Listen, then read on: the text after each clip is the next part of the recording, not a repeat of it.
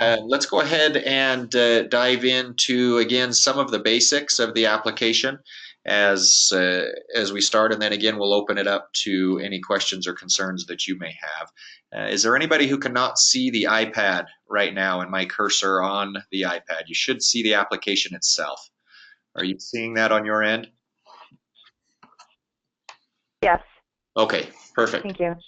All right, so let's go through. I'm going to dive into the same organization that we typically use, which for me is the SunEdison Inside Sales. As I go into there, obviously you'll see the organizations populating. As we go into that hierarchy, today I want to cover just a few items of more of a macro level that we haven't spent a lot of time with, and then again we'll open it up. In fact, let me back out of SunEdison. I want to go into SunEdison as a whole, and all I'm going to do is just zoom in on the map. So I'm taking my fingers on the right-hand side and zooming in, and I'm going to assume that I'm working in the Sacramento area right now. That's an area that I've been assigned as a manager or as an owner inside of the application. And so I want to talk a little bit about some of the layer technology that we have inside of the application. The layers are found under this tab right here. And as you see my cursor, I'm going to go ahead and click on those layers, and you'll notice what's happening at that point is we now are bringing up a number of data points inside of the application itself. What we do, for those of you who don't know, is we do aggregate from a number of data sources, well over 400 data points on everyone inside of the United States.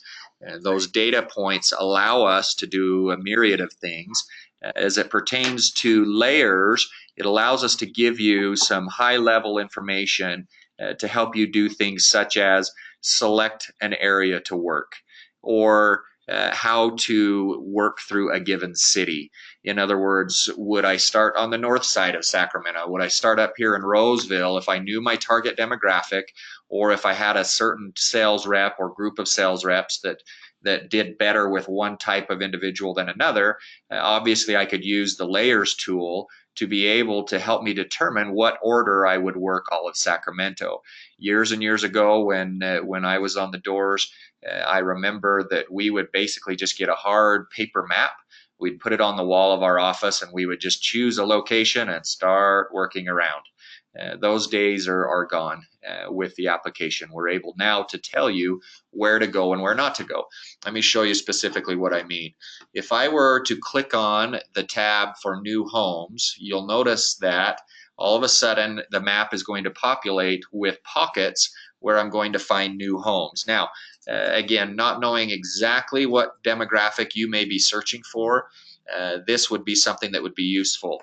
Years ago, I used to literally get in my car for my sales reps, and I would drive out to all the areas and I would look for new homes. And those would be the areas I would focus on. Now, obviously, we've made it so you can do it on your iPad. So you'll notice some of the pockets here as I zoom in. If I were looking for new homes, obviously this looks like a new subdivision down here below Rancho Cordova, and here and so forth. And so this would give me an idea, if I were looking for new homes, where I would want to start and where I would want to focus. Now, maybe I want to get more specific, and I want to say I'm looking for new homes with expendable income. So I'm going to turn off new homes, and I'm going to turn on expendable income. And you'll see why. Expendable income is a lot larger layer, a lot larger data set. And so you'll notice that that's going to cover up a lot of these areas with the green dots. Okay. Now, if I want to go and layer new homes on top of that, all I do is now I'm able to apply the new homes layer on top of that, and I'm able to see, okay, here's some areas right here where there are a lot of individuals with expendable income and a lot of new homes, as well as this area right here.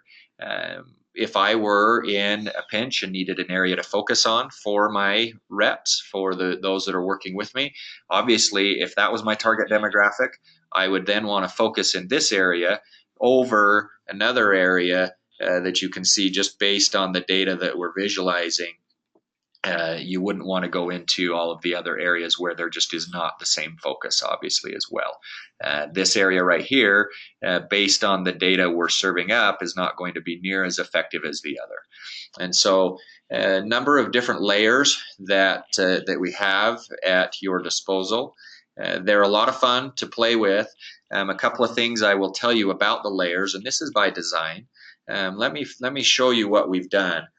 Right here, I'm going to zoom into this area in just below Rancho Cordova. Now you'll see a number of dots there, and then when I zoom to a certain zoom level, those dots by design, let me go a little further, are going to go away.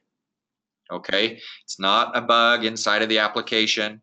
It's not something that's not working. What we're doing is we're basically using this as a high-level decision-making process. Now, I will tell you that specifically these dots, let me go to the satellite view, you can start to see homes there, but this is not made to be used as a tool where if I was walking down this street right here, I would be able then to go home to home to home to home to home based on that information there. We've done that by design per feedback from a lot of users and so forth in an attempt not to have it so that our sales reps are spending their entire time in the application trying to find that golden home rather than just using it as a macro level decision-making process. Any questions about the layers? Go ahead, if you have questions, take yourselves off mute and so forth. Any questions about the layers so far? This is just showing kind of an area, not giving a street name is what you're saying. Like it doesn't want you to go to the specific homes, just the area of the, oh, it does give you. It does give you streets. Yes, it does give you streets. And again, if I go to satellite view, you can actually see individual homes there. We've cut that off at a certain zoom level, again, just so that the sales rep, as they're in the area there and walking down those streets, is not going to be wigged out by the different dots and spend the majority of their day trying to putz around figuring out exactly what home had expendable income and exactly which didn't. Now, having said that, obviously as a review from past weeks, when we go into map view or list view, which would be under this tab right here, I'll go in and review that in just a moment, but under the view that our sales folks are going to see, they're going to see far more information on an individual record than they will just from the dots that are here. Does that make sense? Yes. Okay, so let me go out. Any other questions on layers that before we move on? Let me show you another area here, or another layer that is a good layer if you're in a management role that some of you may not be aware of yet. And let me go into SunEdison Inside Sales as an organization, and there we are. Bear with me, and it looks like there's lag in the screen. Bear with us as we catch up here. Okay, it's going to hang up on me just a second. I'm going to go ahead. Let me show you guys a trick as well. It's actually my iPad that's hung up. Let me show you what's going to happen if lots of times when we're running that level of data inside of an application, it'll take a minute for it to catch back up. If you're in the middle of any process and the application for whatever reason is hung up on you, all you'll need to do and we'll tell you this from customer support as well, what you'll need to do is what we call kill the application. And so on your iPad, on any iOS device, if you double click the home button, so the actual round button at the bottom of the iPad, if you double click that quickly, what will happen is it will then bring up, oh, I'm really hung up because I'm AirPlay here. What will happen is if I double click that, it'll then bring up the window that I can swipe up, and that will allow my device to stop the process, stop the application to stop the process that it's working on at that point and get me back into the application. And so when we ask you to kill the application, that's what we're asking you to do, is again to double click the app, it will then give you the opportunity to do that. And so bear with me. It looks like we're totally hung up because I'm doing about 3 different things on it. So give me just a moment. I'm going to back out of the screen share and let me just come back into it. Bear with us, guys. Any questions so far with the application as we're moving through? Right. I just got the application back up and running with version 1.7, Okay. and I'm not seeing the layer symbol between the magnifying glass and the person symbol at the top of the screen. Okay. What have I done wrong? So what that is that's an indication that you are set up as a member inside of the application, and so the layers are only available for those that have management rights or what we consider owner rights inside of the application. And Gotcha. so if that's something that you need to do inside of your organization, you'll just need to contact whoever your supervisor is, and they'll be able to get that lit up for you. Okay, But great. Thank you. that's why you wouldn't see it right now. So, all right, let me come back in here. Give me just a minute to reconnect. Again, as you've known from the past, our air server technology that it's a third party platform that we use is oftentimes very, very finicky, and so bear with me as we get back in. Okay. All right, you should see the application once again. Let me expand that out so that you'll see the actual iPad. And again, I'm just driving on the iPad itself. So you're seeing exactly what you'll see inside of the application. Okay, so the other layer that I wanted to show you was the territories layer. And so if I go into SunEdison Inside Sales as my organization, my sub-organization, right, or my company name, depending on where I'm working, and then if I go into the Layers tab, which again is up here, if I click on the Layers tab, and then I'll go down and I'll click on Territories, what will happen is now inside of my organization, I'm using my fingers to zoom in. What you'll notice is the fact that any of my territories that I've created are now going to show up as the dark purple. So that as I'm starting to create territories, I'll know where I've worked and where I have not worked. I won't see territories of other organizations. All I will see are territories of those organizations that I've created. And so again, this is a very useful tool as you're creating territories that you'll be able to go in and say, oh, well, I've already worked that area there. If I want to have someone work this area, then I just need to create that territory. Okay, so again, one final layer inside of the territories that a lot of individuals really enjoy working with, and so forth. So now what I've done is I've jumped back into the given organization, SunEdison Inside Sales, and inside of there you'll notice that there are a number of territories created. I want to jump into a territory that I believe I created yesterday, SunEdison Inside Sales 20, and you'll notice how I'm zooming in to get the homes. Obviously it's going to populate the data as it comes through. And then last time we went through how to pre-screen and how to disposition. So what I'm going to do, go into, bear with me, I had an area that had dispositions in it. Go into that one and we'll work that. There we go. That's more the one that I wanted. Okay, so to this point, I'm going to go ahead and stop and open it up to you for questions. Any questions about the application, whether it be the territories, the organizations, the street sheets. We can even talk about the proposal piece as well.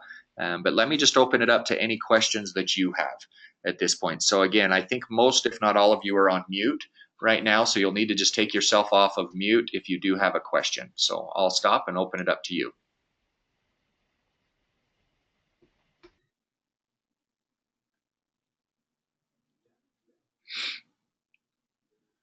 So I think it would be helpful. I don't know if I'm kind of behind the group here, but if you open it up to create a proposal for one of these customers. Perfect. Let's do that. All right. So obviously, what are the stars? What do the stars mean? Just a quick review. As we see some that have stars and some that don't have stars, what do the stars mean?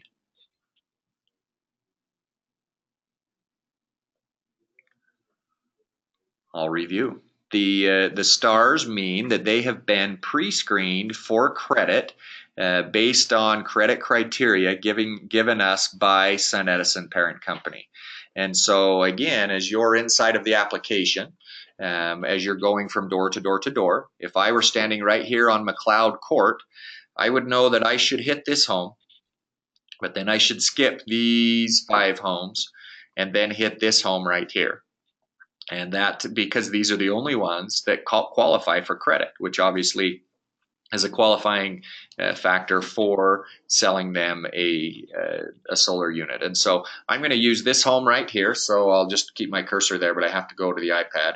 So we're going to work with Aldrin Ramos. And so I click on Aldrin's home.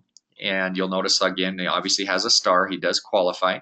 Let me just go through a couple of other things here quickly, and then we'll jump into the proposal. If I knocked on this door and for whatever reason, it wasn't Aldrin that lived there anymore. Maybe he's moved out over the last couple of weeks and someone else lives there. All I need to do is simply click on the 3 dots in the top right, and then I can hit edit. At that point, it's going to pre-populate who it thinks lives there. But if it's someone else, all I need to do is just click in any of those fields and I can edit any of that information inside of the application, which obviously I would need to do if I'm going to go ahead and create a proposal. I can't create a proposal for Aldrin if it's someone else that actually lives there. And so what we'll do is, again, we'll click on that information. I'm going to go ahead and hit cancel. And now I'm going to hit the proposal button down at the bottom right-hand corner. Okay. Excuse me, Brett. Yeah, go ahead. In your various ways of marking the individual homes, I keep running into homes that are actually rental homes. Yes. Is there a symbol for a home that is not owner occupied? Yes. So right here inside of the data, you'll notice own or rent. Okay, and so right there, you'll notice that it's going to say own or rent. The other qualifying piece is part of our credit criteria that we are working off of from SunEdison is that if it's a star, it should be an owner based on the information that we have, because one of those disqualifying factors is if they're a renter.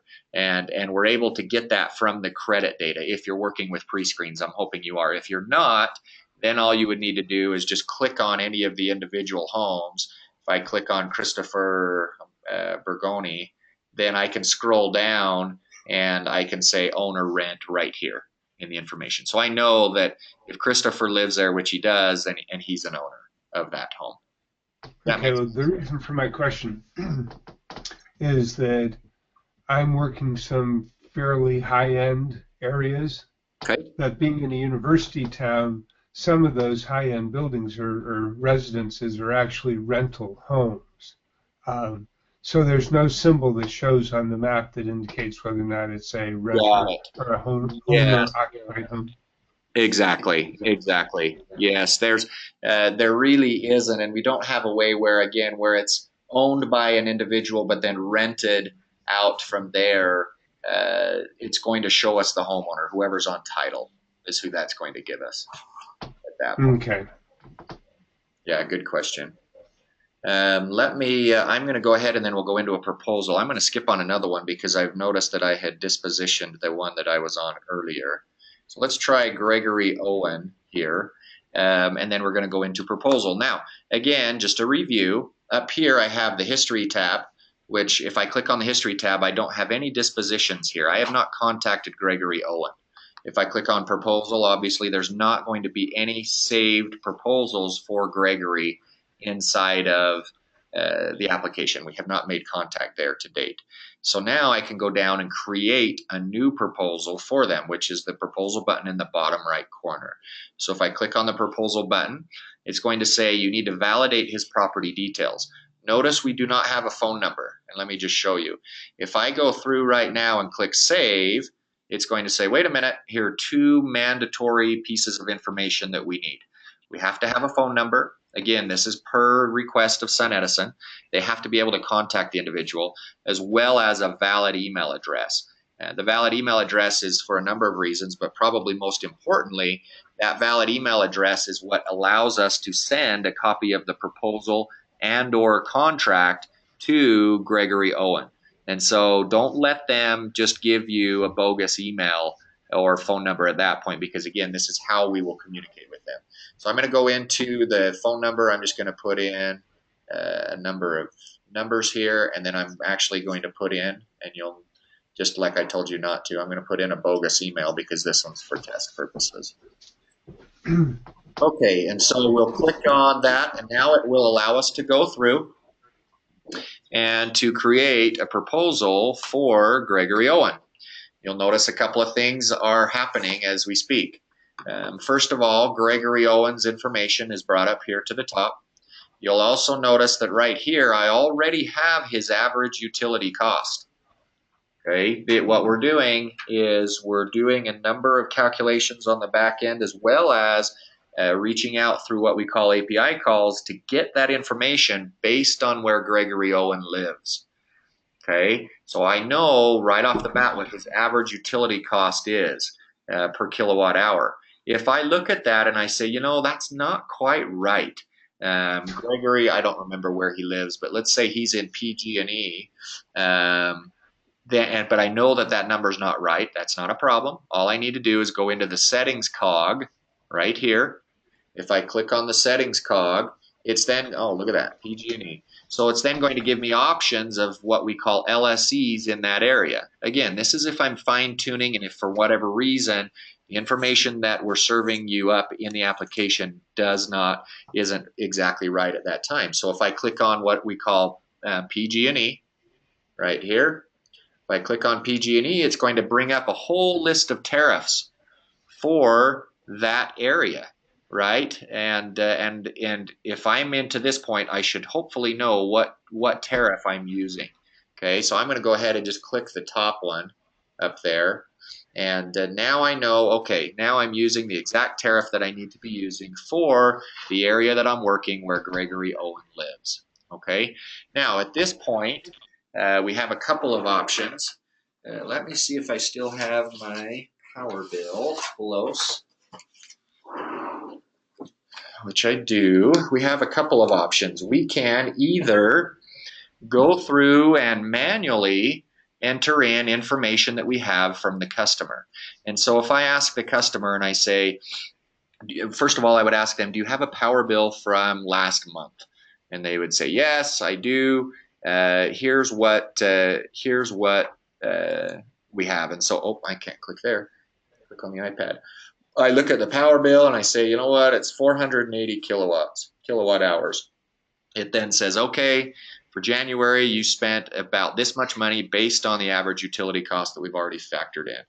And they say, yes, great. Now, if they don't have a bar graph on their power bill, all I need to do is just click on the January checkbox and say, I want to apply the power curve based on that area, based on the average utility cost, and based on the information here. It will give me the power curve, and this will get us very close to what their actual consumption was over the last 12 months.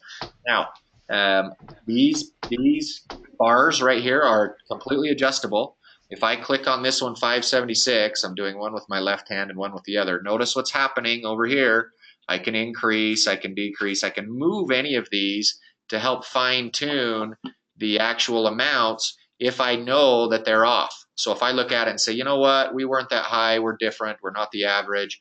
In the summer months, we weren't that high, but man, for whatever reason in December, our energy bill is way up, right? So I can customize and I can to try to make an accurate proposal for them.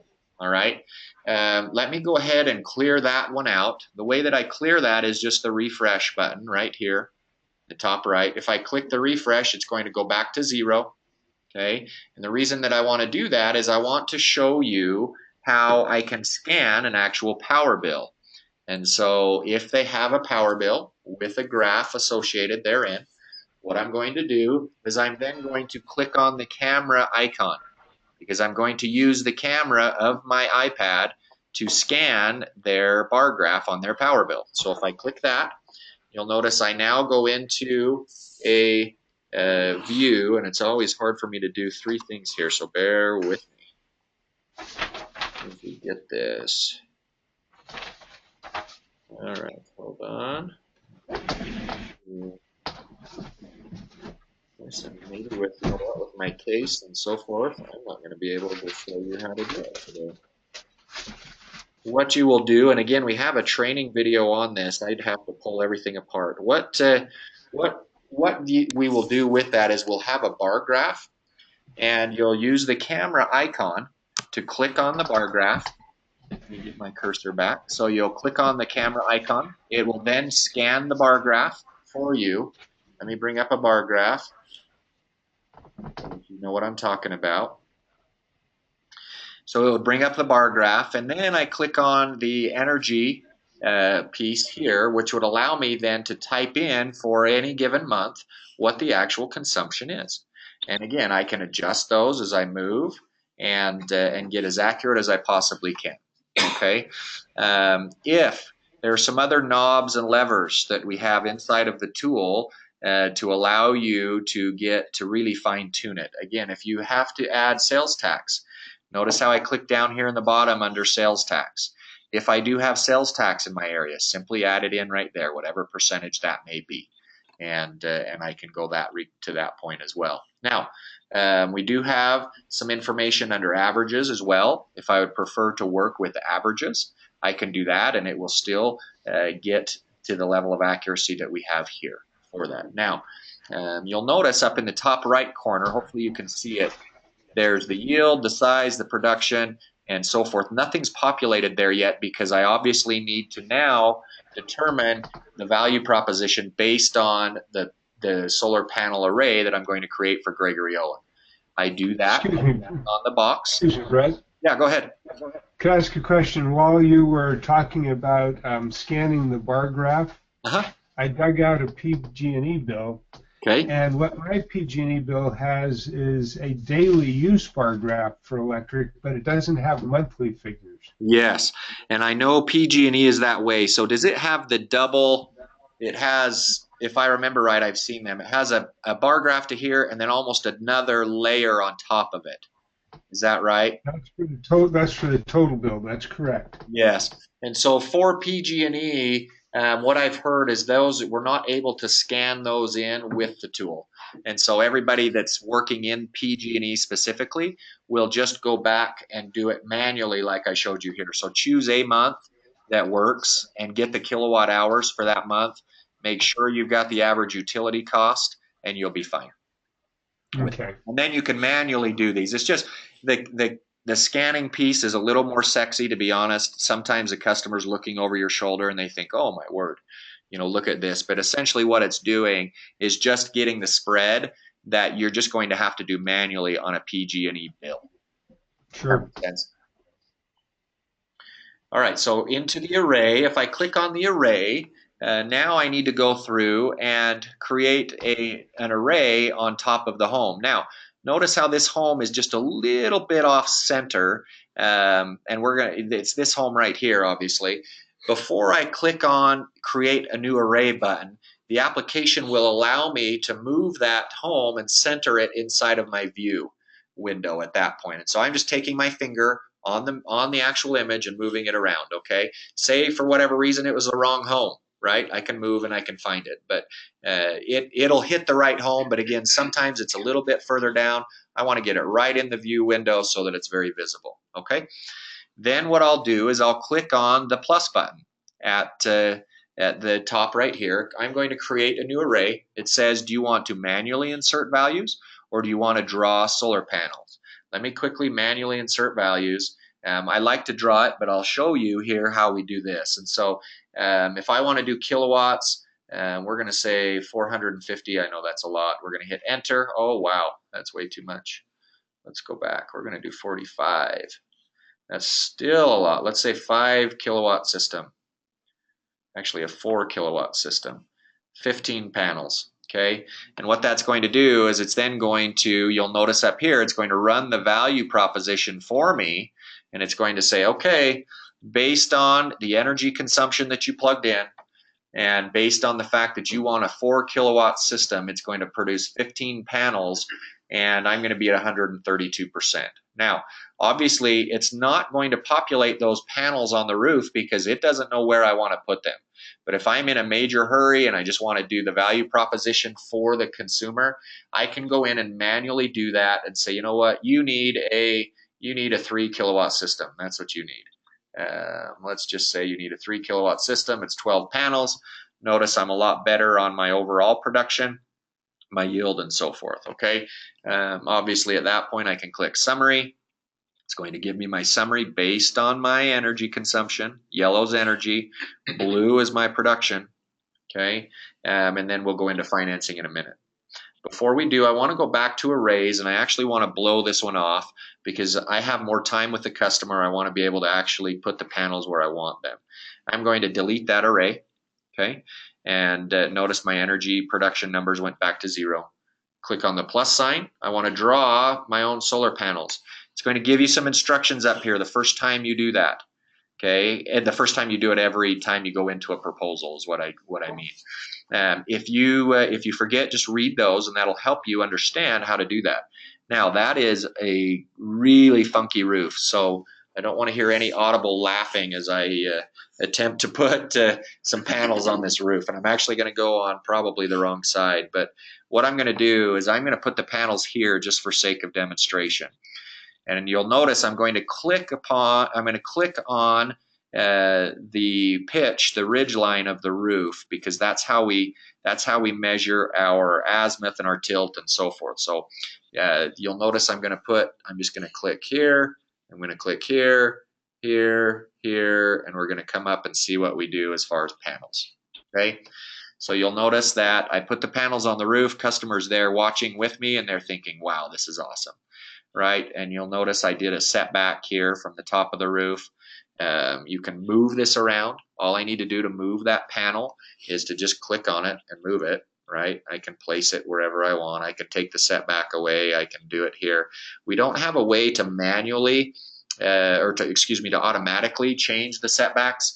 I usually just do it. A lot of the people that are out there don't even talk about the setbacks necessarily. In the design of it, it's totally up to you, but that's how you would do it. Now, I'm obviously at 112%, and so I look at that and I think, well, plus that's a little bit of an oblong shape. So all I'm going to do, I'm going to knock out this panel here. I have a couple of ways of doing that. I can either click on this dot and just suck it in, right? And it will then knock out that panel. Notice my energy and numbers are changing. Okay, I can also go in and I can say maybe I want to knock out a middle panel. To do that, I need to zoom in on the array itself. So all I'm going to do is double click on the array. Notice how it came full front and center inside of my view window. And now you'll notice the plus and minus buttons at the bottom. Okay, well, if I want to take out a panel, I'm going to click the minus button, and I'll click on that panel in the middle. For whatever reason, I want to knock that out. Notice my numbers changed up top. It recalculated for me, and it said, okay, you want that panel out, we'll take it out. This is how it will affect your overall numbers. The other thing I want to do is I want to now, while I'm zoomed in, look for any obstructions underneath those panels. So I use the opacity slider here, turn down the opacity, and I can say, you know what? The roof looks clean underneath there. Notice up here, there is an obstruction, right? That if I were sitting on top of that, I would either need to move my array and or knock out a panel to cover for that. Okay, so now I'm going to zoom back out to full view, and I'm going to turn back up the opacity. Again, this is a fun part for the customers. They love to watch you do this, and they love to give you input and so forth. Now, I want to get rid of the yellow background in the back. Now that I'm done adjusting this, I'm at 98% production. All I need to do is click anywhere but the array, and it will take the yellow highlight off of the array itself. Okay, now notice the array is sitting there. I now have solar array number 1 created over here. I want to go into that specifically, and it's going to tell me you're at 3.78 kilowatts and 14 panels. Now I want to, again, go into some knobs and levers to really make sure I'm where I need to be. Click on the gear cog. If I click on the gear cog, I can then go through and I can adjust the tilt. I can adjust the panel type, the azimuth, the orientation, shading, and so forth all the way down. Okay, these are all wired up. Some of them obviously will change the production. If I go in and I change my shading to 90%, notice that my production changed a little bit as well. Okay, I've got a heavier amount of shading because I may look at the image here and realize that this tree actually is here and blocking more of my panels. I want to get as accurate as I can, right? And so again, knobs and levers inside of there that we can adjust as we go. Okay. Excuse me, Brent. Yeah, go ahead. Does the information that's available through this inherently know the pitch of the roof, or is that something that the salesperson enters when they go into this? Perfect question. We do a default, but we do not know the pitch. And so we don't have a default. There's a tool that a lot of the organizations are using, and I honestly can't remember the name of it, that they have on their iPhones that is and you can get it on your iPad. That's really simple to use, and it's a inclinometer, I want to say.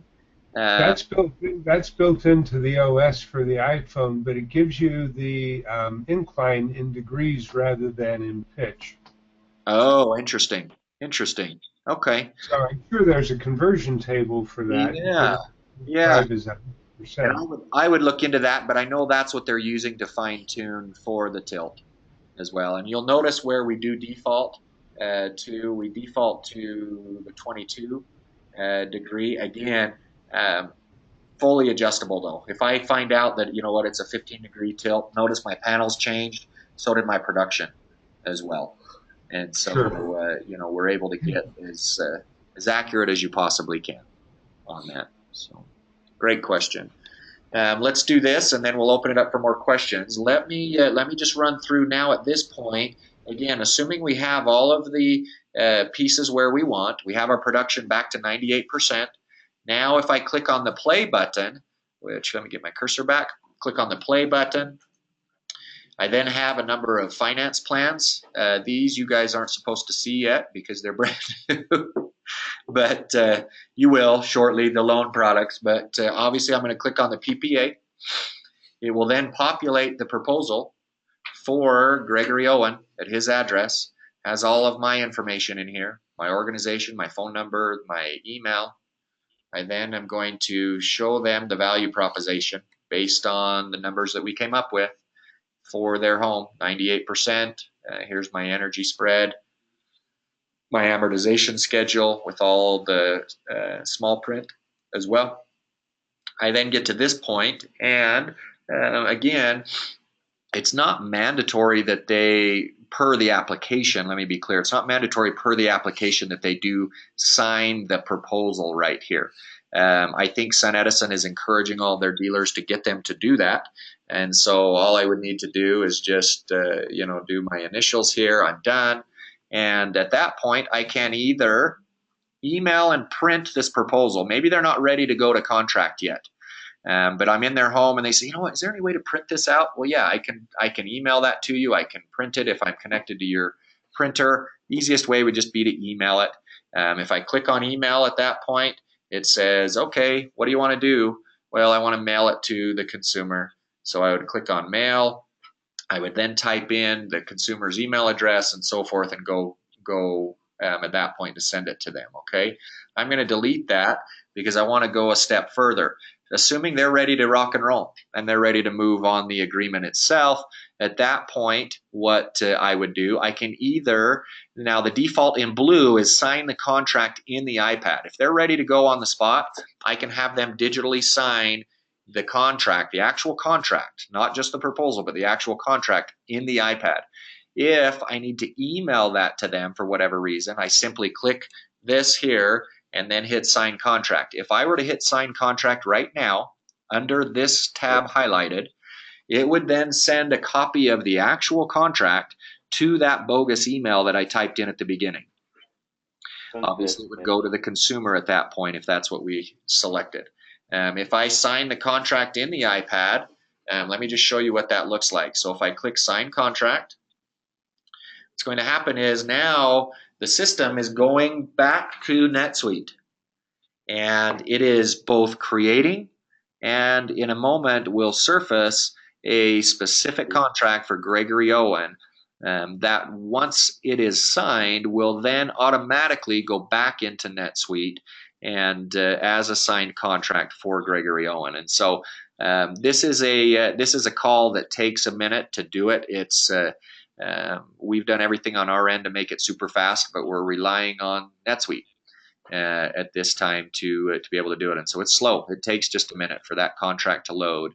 But again, once that's signed and by the consumer, then that will then go back into NetSuite, and the process will continue for site inspection and installation and so forth. So as that's coming up, let me stop for a minute and answer any other questions that you may have.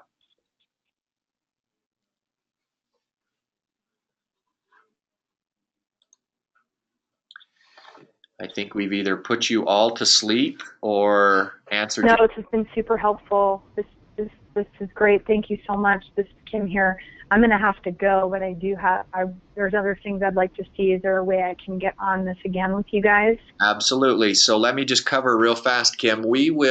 Next week, we are taking a week off from the webinars, but we will resume again the following week. There will be an email coming out to you that will have the link for this webinar and any other webinars that we've done to date. Let me show you one other thing really quickly, and I know you need to run. Let me cancel this so that we can get back to the application. Now, inside of the main menu of the application, which is found right here in the top left corner, if you click on that and go to Sales Materials, at the very bottom of the Sales Materials are training videos.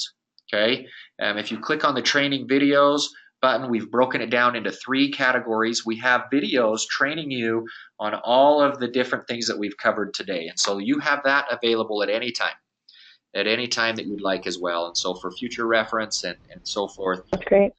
Did dive into those. So guys, that's I think all we have for today.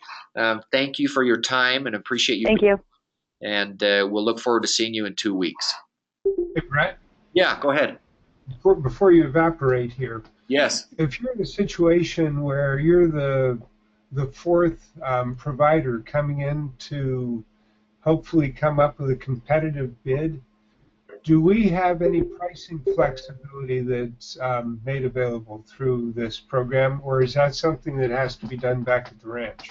Very good question. Let me show you what we do have, and we'll see if it's enough, if it will suffice for what you're looking for. Let me go back into the proposal for Gregory Owen. An adjacent question to that is, does this, when you have an installation that is particularly high yield because of ideal siting or low yield because of shade, does that lower productivity per panel then reflect in the price automatically, or is there some default price that always comes up? That's a very good question, and I believe that there is a default pricing that will come up, but that's a very good question I will need to look into to make sure for you, because I don't know the answer to that, Tom.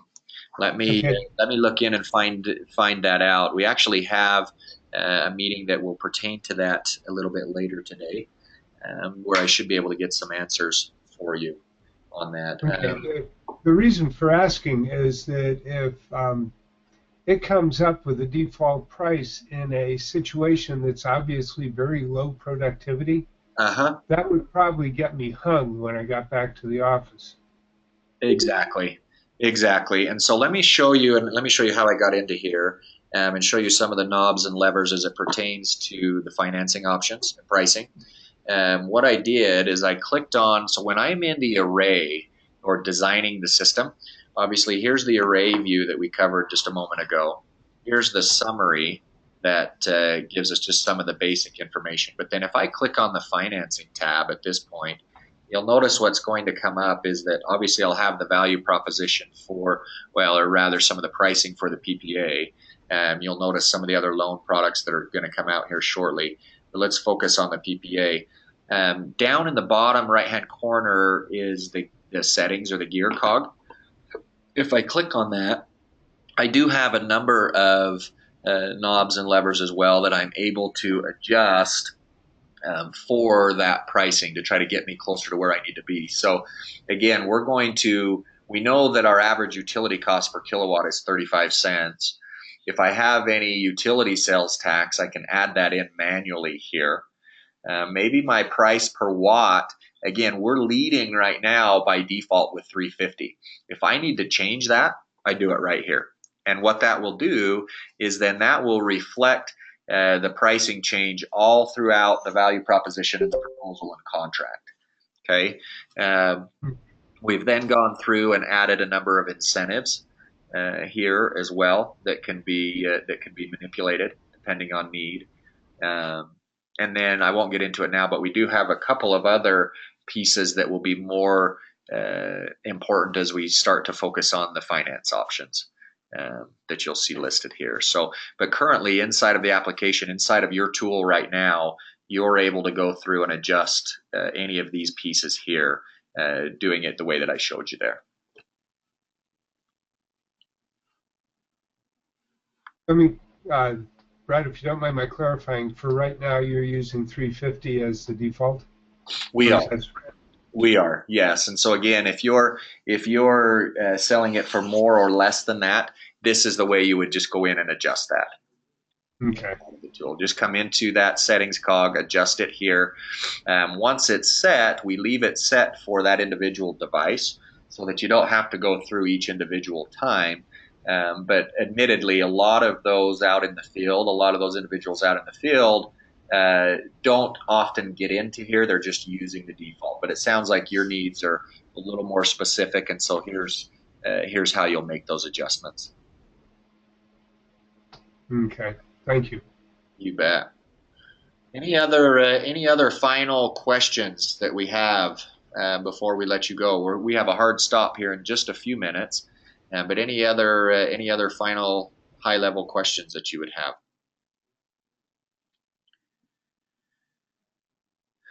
We want to thank you for being on and taking the time to learn more about the tool. We're excited to see you again, not next week, but the following Tuesday. We'll have our regular scheduled webinar. And if you have detailed questions in between then, just please send those to support@DataReef, and we'll do our best to get those answered in a timely manner. If that's all, we appreciate your time, and we will see you in 2 weeks. Okay, thank you very much. Thank you. Bye-bye.